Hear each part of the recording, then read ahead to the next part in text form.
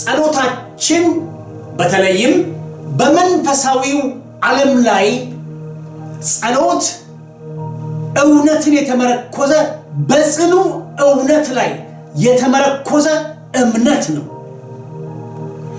ጸሎታችን በጽኑ እውነት ላይ ተመርኩዞ የሚወጣ ወደ እግዚአብሔር የምንቀርብበት እግዚአብሔርን የምንለምንበትና የምንጠይቅበት መንገድ ነው።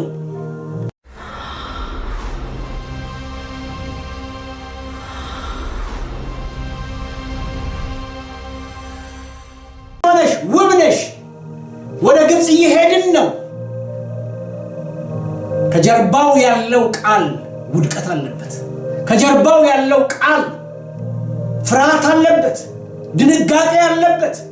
ከጀርባው ያለው ቃል በእግዚአብሔር ላይ ያለውን እምነት የሚያስረሳ ነው።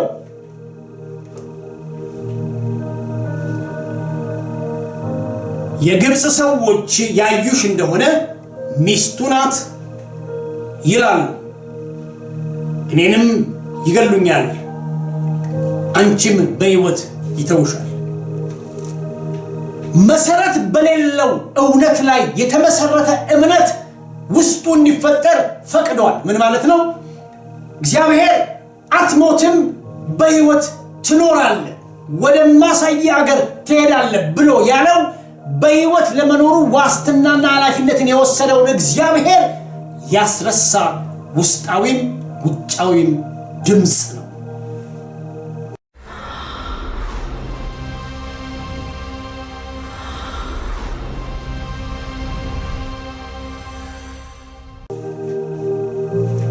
እሞታለሁ፣ ያ ሁሉ የተስፋ ቃል ተረስቷል። ያ ሁሉ የተስፋ ቃል በውስጥም በውጭም የመጣው የሐሳቦች ግጭት በውስጡ እውነተኛ ያልሆነ እምነት እንዲፈጠር፣ እውነትን ያልተመረኮዘ ጽኑ የሆነ ውሸት ላይ የተመረኮዘ እምነት እንዲኖረው ወይም ደግሞ እግዚአብሔርን ባመነበት ነገር ላይ ተጽዕኖ እንዲያመጣ አድርጎበታል።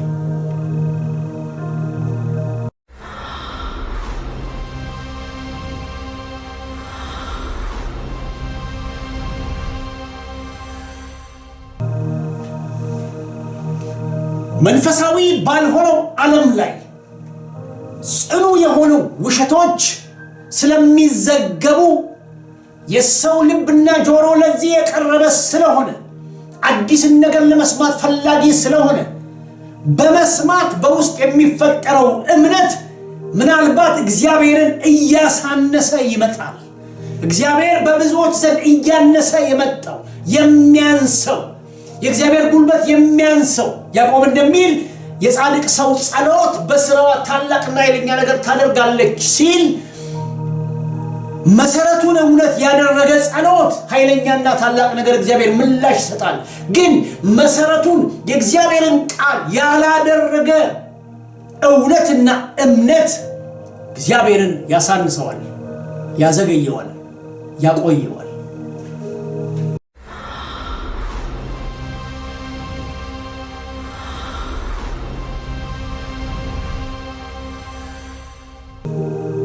እግዚአብሔርን ባመነበት የመጡ ድምጾች ከውስጥም ከውጭም ከግራም ከቀኝም እነዚህ አጣብቂኞች ሌላ እምነት እንዲኖረውና ለእምነቱ ራሱ እርምጃ እንዲራመድ አድርጎታል።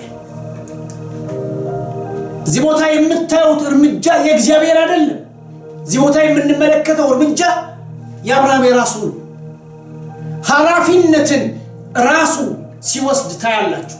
እግዚአብሔር ተናግሮት አውጥቶ እግዚአብሔር ተናግሮት በልቡ ለእግዚአብሔር ምላሽ ሰጥቶ አሁን ግን በግራ በቀኝ በፊትና በኋላ የመጡ መሰረት የሌላቸው እውነቶች መሰረተ ቢስ እምነት ግን እሱ ይጠቅማል ብሎ የያዘው ነገ የሚጎዳው ከነጎዳ ከእግዚአብሔራዊ እምነት ሁሉ ሊያወጣው የሚችለው ነገር ውስጥ ሲዘፈቅ ታያላችሁ።